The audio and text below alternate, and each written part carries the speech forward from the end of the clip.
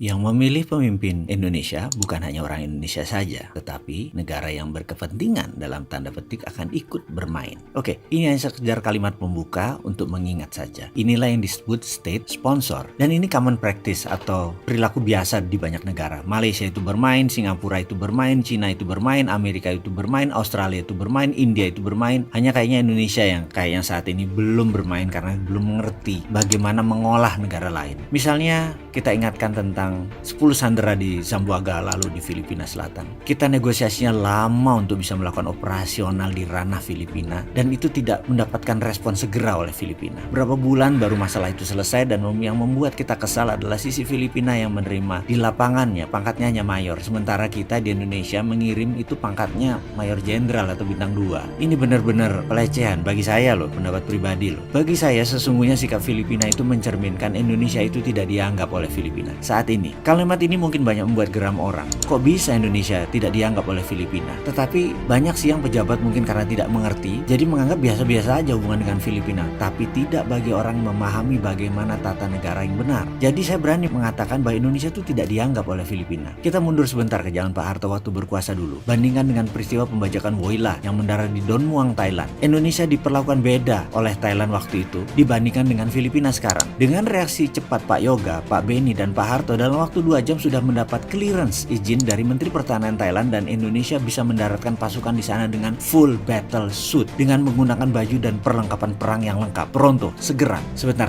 sebut intermezzo ya. Saya mau memberikan pelajaran pengingat bahwa ada istilah militer kalau berkenan ya. Begini, sebuah negara tidak akan mengizinkan tentara negara lain masuk ke wilayah negaranya dengan full battle suit. Tidak boleh masuk sebuah negara dengan menggunakan baju perang karena itu bisa diartikan adalah okupansi atau penaklukan. Jadi, kalau masuk tidak boleh pakai baju perang atau bawa peralatan perang, harus pakai baju harian biasa atau sipil. Dalam kasus tentara Indonesia di Filipina, kita itu harus copot ornamen perang kita dan kita jadi swasta di sana. Contoh lain, ketika Amerika masuk ke Pakistan untuk mengambil dalam tanda petik Osama bin Laden, ini adalah occupation, penaklukan dengan paksa, itu adalah pelanggaran. Itu memang kampret kali ya Amerika itu. Jadi tulisan tentang Amerika dan Filipina itu hanya sebagai contoh bahwa faham apa yang dimaksud dengan full battle suit. Amerika waktu itu masuk ke Pakistan dengan full battle suit. Dalam peristiwa pembajakan kapal udara Woyla di Don Muang, Indonesia dapat clearance dengan full army battle suit dan armor, artinya boleh masuk lengkap dengan senjata. Hanya 2 jam setelah peristiwa terjadi dan dalam kurang dari 12 jam pembajakan itu selesai. Sama Kopassus disikat habis. Pesan moralnya, Indonesia zaman itu sangat dianggap oleh